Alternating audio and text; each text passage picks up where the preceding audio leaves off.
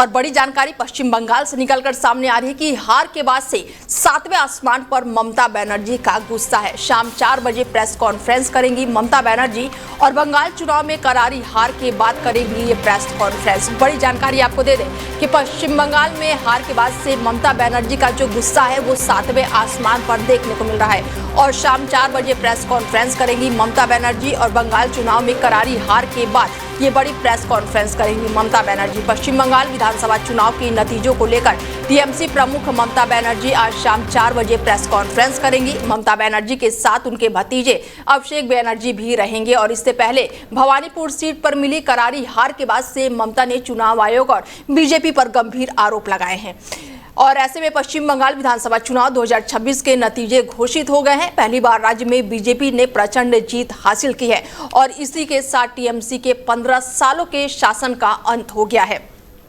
BJP ने पश्चिम बंगाल की 200 से ज्यादा सीटों पर जीत दर्ज कर ली है। बीजेपी के शुभेंद्र अधिकारी ने नंदीग्राम के साथ साथ भवानीपुर सीट पर भी जीत का परचम लहराया है। भवानीपुर में शुभेंद्र ने ममता बनर्जी को शिकस्त दी है। शुभेंद्र ने भवानीपुर में 7,03,917 वोट हासिल किए हैं और 15,000 से ज्यादा वोटों के अंतर से उन्हें मात दी। वहीं ममता बनर्जी को 5,08,812 वोटों से ही संतोष करना पड़ा।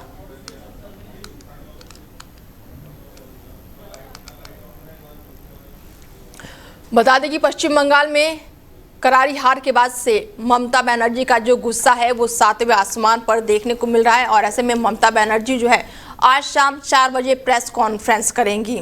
बता दें कि पश्चिम बंगाल में ममता बनर्जी अपनी भी सीट नहीं बचा सकी हैं, जिसके बाद से उनका गुस्सा जो है वो 7वें आसमान पर देखने को मिल रहा है। ममता बनर्जी को ये शिकस्त जो है बीजेपी के दिग्गज नेता शुभेंद्र अधिकारी ने दी है। पश्चिम बंगाल में चुनाव के बाद से टीएमसी को ये करारी हार मिली है। वहीं 15 साल का शासन जो है वो पूरी तरह से खत्म हो गया है।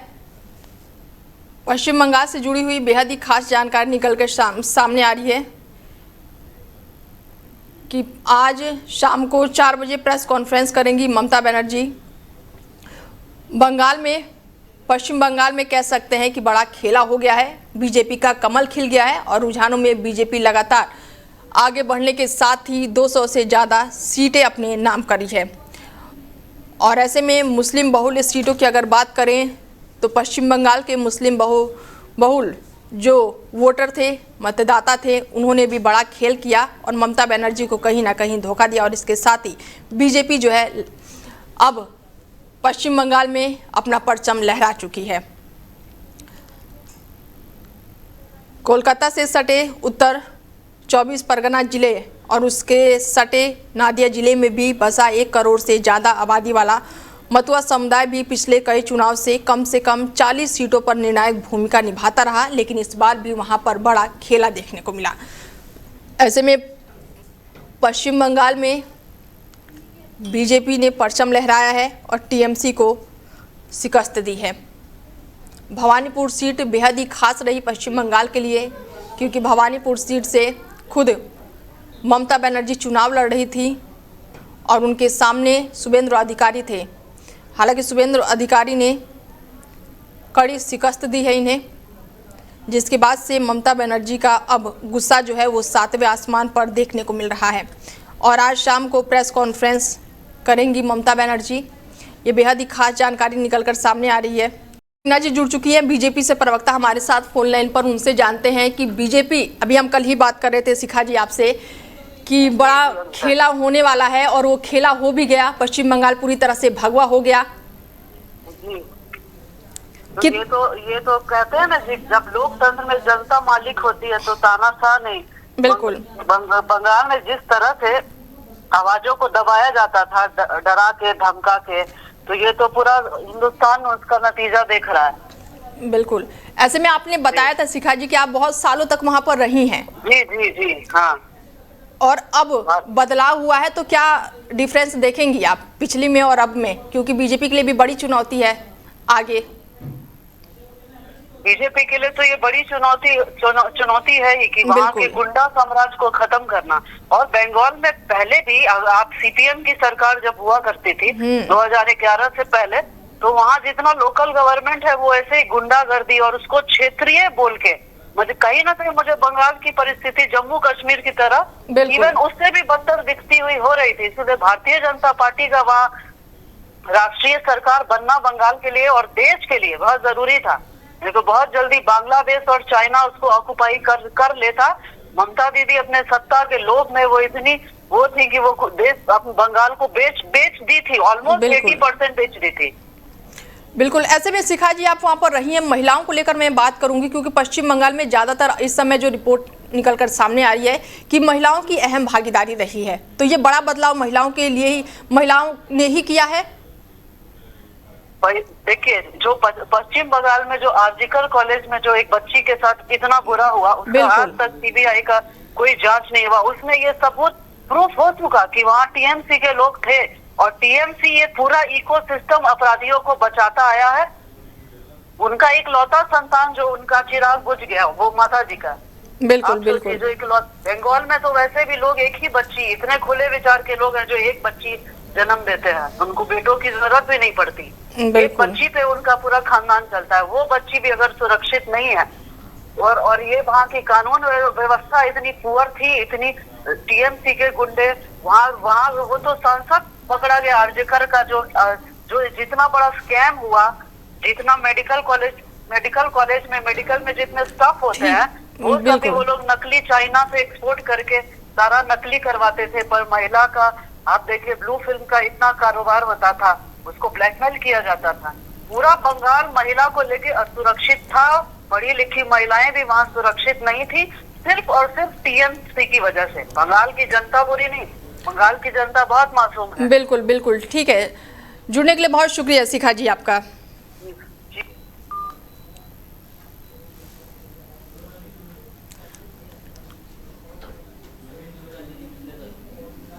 और हमारे साथ नवीन दुबे जी जुड़ चुके हैं, उनसे बातचीत करते हैं। राजनीति के विश्लेषक हैं, उनसे बातचीत करते हैं। नवीन जी, पश्चिम बंगाल में बड़ा उलटफेर हो गया है, किस तरीके से देख रहे हैं? देखिए, भारत में लोकतांत्रिक मूल्यों का, संवैधानिक मूल्यों का, संवैधानिक संस्थाओं का नैतिक पतन हुआ है, ये स्वीकार करना पड़ेगा, और इसकी परिणति आने वाले समय में और देखने को मिलेगी, पहली बात। दूसरी चीज ये है कि बंगाल में अभी तक हिंदू और मुसलमान चल रहा था, अब आने वाले समय में भारतीय जनता पार्टी की सरकार में जातिगत विभाजन भी देखने को मिलेगा बंगाल के अंदर। ये बात आज आप नोट कर लीजिएगा, आगे काम आएगी। क्योंकि जिस तरीके का चरित्र भारतीय जनता पार्टी का है, उसने सब जगह, चाहे वो यूजीसी एक्ट लेके आई हो, चाहे वो SC/ST एक्ट लेके आई हो, चाहे वो आरक्षण की पैरोकारी करती हो, योग्यताओं का हनन करने का काम किया है, और जो योग्यता है उसको पीछे धकेलने का काम अपनी वोट की राजनीति के लिए भारतीय जनता पार्टी करती आई है। और आने वाले समय में ये चीज अब बंगाल में देखने को मिलने वाली है। पहली चीज, जिस तरीके के नैरेटिव सेट किए जाते हैं, आरजीकर का गीत गाया जा रहा है, ऐसी कम से कम 17 घटनाएं उत्तर प्रदेश की हैं, चर्चा नहीं होता है। मध्य प्रदेश की हैं, चर्चा नहीं होता है। राजस्थान की हैं, चर्चा नहीं होता है, क्योंकि वहाँ भारतीय जनता पार्टी की सरकार है। दूसरी चीज आती है कि एक बड़ी भूमिका मीडिया की। अब आज से 20-15 साल पहले के अखबार पढ़ी, आज से 15 साल पहले का मीडिया देखिए, और आज मीडिया की स्थिति देखिए। अंतरराष्ट्रीय मानकों में भारतीय मीडिया 151 में से 157वें स्थान पर चला गया, और कितना गिरेगा, चिंता का विषय इस बात का है भारत के। हम समझते हैं कि जो लोग जागरूक हैं वो तो अपने आप को बचा ले जाएंगे, लेकिन आने वाला समय भारत की लोकतांत्रिक व्यवस्था के लिए बहुत घातक होने वाला है। ये बड़ी चिंता का विषय। अच्छा नवीन दुबे जी, अभी आपने विभाजन की बात कही, क्या विभाजन का क्या मतलब है, थोड़ा सा समझाएंगे दर्शकों को हमारे? नहीं, देखिए, ऐसा भारतीय जनता पार्टी की राजनीति की रीढ़ की हड्डी डिवाइड एंड रूल है। उन्होंने पहले हिंदुओं और मुसलमानों के बीच में एक बड़ी नफरती खाई पैदा करी।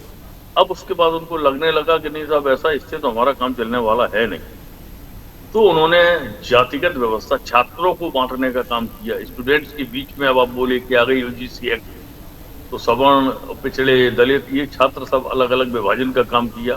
सुप्रीम कोर्ट ने रोक लगाई, लेकिन ये रोक कब तक रहेगी, ये एक बड़ा विषय है, क्योंकि ये वही सुप्रीम कोर्ट है जो ये कह देता है कि साहब ऐसा 27 लाख मतदाताओं ने इस बार वोट नहीं दे पाया, कोई बात नहीं, अगली बार दे देंगे। तो इस तरीके से इस देश की प्रणाली चल रही है, ये बड़ी चिंता का विषय है। और मैं समझता हूँ भारत के अंदर अब लोकतांत्रिक मूल्यों का पतन हो चुका है, संवैधानिक मूल्यों का पतन हो चुका है, संवैधानिक संस्थाएं सरकार के सामने नतमस्तक हो चुकी हैं। गहन चिंता का विषय है। भारत की राजनीति, भारत किस दिशा में जा रहा है, ये देखने की जरूरत है। हम अंतर्राष्ट्रीय पटल पर जब देखते हैं नवीन जी, तो ऐसे में पश्चिम बंगाल में जो SIR हुआ है, क्या वहां पर खेला हो गया है? SIR नहीं, वो साजिश हुई है। वो SIR क्या है? वो कैसा SIR था ये, जिसमें 90 लाख काटे, 90 लाख के बाद 27 लाख हाँ, वही जेन्युइन थे, उनको वोटिंग का अधिकार नहीं दिया गया। और हम कहते हैं कि नहीं साहब ये बहुत अच्छा चुनाव हो गया, कैसे मान लिया जाए? और जितने वोट काटेगा उतने ही वोटों के अंदर से भारतीय जनता पार्टी वो चुनाव जीत जाती है। तो अजब और गजब तरीके की चीजें चल रही हैं। मैं समझता हूं कि निष्पक्षता का अभाव है, और जब निष्पक्षता का अभाव हो जाता है तो निश्चित तौर पर कहीं ना कहीं नैतिक मूल्यों का, सामाजिक मूल्यों का, संवैधानिक मूल्यों का हनन होता है, और वो होता हुआ दिखा है हमको। ऐसे में शाम 4 बजे को नवीन जी ममता बनर्जी प्रेस कॉन्फ्रेंस करने वाली हैं, क्या लग रहा है, क्या बम फोड़ने वाली हैं? नहीं, कोई बम नहीं फूटेगा। देखिए, ऐसा है, लोकतंत्र में सबको अधिकार होता है अपनी बात कहने का। ममता बनर्जी भी प्रेस कॉन्फ्रेंस करेंगी, अपनी बात रखेंगी और बताएंगी कि कोई क्या कारण रहे, किस तरीके से, कैसे क्या किया गया। मुझे लगता है जो बातें मैं बता रहा हूँ यही सब वो बोलेंगी, और ये सच्चाई है। ये भारत की जो शिक्षित जनता है, पढ़ी लिखी जनता, वो समझती है इन चीजों को। बाकी तो भीड़ तंत्र के साथ। ठीक है नवीन जी, एक सवाल मेरा आपसे और होगा, समय नहीं है, थोड़ा जल्दी से जवाब दीजिएगा। 15 सालों का ये किला कहाँ चूक गई है? बीजेपी ने, TMC सॉरी, TMC कहाँ चूक गई? कहीं कोई चूक नहीं हुई है, कोई चूक नहीं हुई है TMC से। तो कहाँ सेंधमारी हुई? बीजेपी ने कहाँ सेंधमारी की कि पूरा किला ढह गया? भाजपा की जीत का क्रेडिट सीधा सीधा चुनाव आयोग को, पूरा के पूरा बिल्कुल तरीके से, और बहुत प्लान्ड वे में चुनाव कराया गया। वहां पर वहां लोकतांत्रिक मूल्यों के साथ चुनाव नहीं हुआ है, ये सच है, कड़वा सच है, स्वीकार करना पड़ेगा। ठीक है, जुड़ने के लिए बहुत शुक्रिया नवीन जी आपका। Thank you. पश्चिम बंगाल में ममता बनर्जी को करारी हार मिली है, और जिसके बाद से आज शाम 4 बजे ममता बनर्जी जो है वो प्रेस कॉन्फ्रेंस करेंगी। हार के बाद से 7वें आसमान पर ममता बनर्जी का गुस्सा दिखाई दे रहा है।